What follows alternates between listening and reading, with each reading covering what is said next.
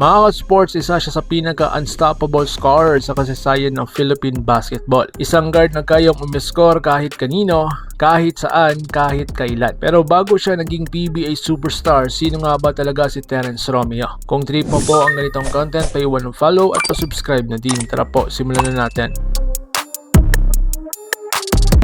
Mga ka-sports, dito muna tayo sa kabataan at simula ng kanyang pangarap. Si Terrence Romeo ay ipinanganak noong Marso 16, 1992 sa Imus, Cavite at lumaki na may iisang pangarap, ang maging isa sa pinakamahusay na basketball player ng ating inang bayan. Bata pa lang kitang-kita na ang kanyang bilis, tapang at walang takot sa opensa. Hindi siya ang pinakamataas pero ang kumpiyansa at galing niya ang naging sandata niya sa court. Sa kolehiyo, naglaro si Terrence Romeo para sa Far Eastern University or FEU Tamaraos at dito tuluyang sumabog ang kanyang pangalan. Naging UAAP Rookie of the Year sa taong 2010, UAAP MVP sa taong 2013 at multiple mythical team selections. Pero ang hindi malilimutan ng fans ang kanyang explosive scoring games na kung saan may mga gabing halos hindi siya mapigilan. Tres, drive, crossover, pangalan mo, kaya niya. Sa panahong ito, tinawag siya ng marami bilang the scoring phenom at most feared guard in the UAAP. Noong 2013 PBA draft, napili si Terrence Romeo bilang 5th overall pick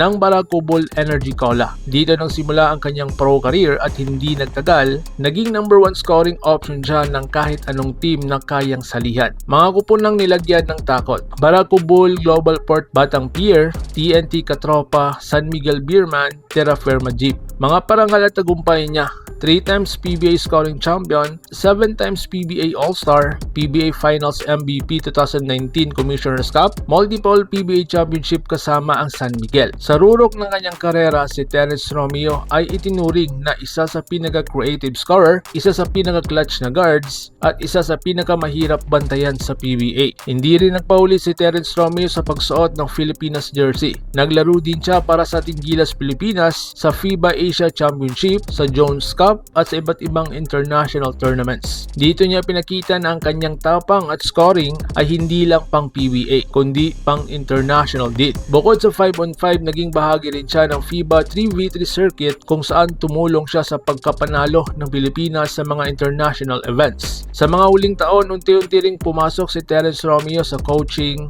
tanda ng bagong kabanata sa kanyang basketball journey. Mula Cavite hanggang UAAP Superstardom hanggang PBA Championship, si Terrence Romeo ay patunay na hindi kailangan matangkad para maging halimaw. Kailangan mo lang ng tapang, skill at pusong lumalaban. At hanggang ngayon, ang pangalan niyang Terrence Romeo ay mananatiling bahagi ng kasaysayan ng Philippine basketball. Ikaw mga ka-sports, sa tingin mo, nasaan si Terrence Romeo sa listahan ng pinakamagagaling na guard sa kasaysayan ng PBA? Comment your thoughts below at babasahin ko yan. Like, share at subscribe para sa mas marami pang basketball stories. Laban Pilipinas puso, so paano?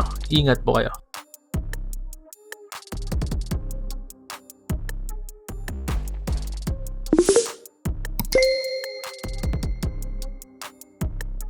Mga ka-sports, kung hilig ninyong bumili ng mga Gilas jersey, Gilas accessories at mga gamit na pang basketball, habang nanunood po kayo sa aking mga videos, kindly check this basket on this lower part ng ating video at magpa-pop up yung ating mga items sa gilid. Mga legit po yung mga items dyan, and see to it po na makabili po kayo ahead of time kasi meron po yung mga discounts and mga promos depende po sa seller.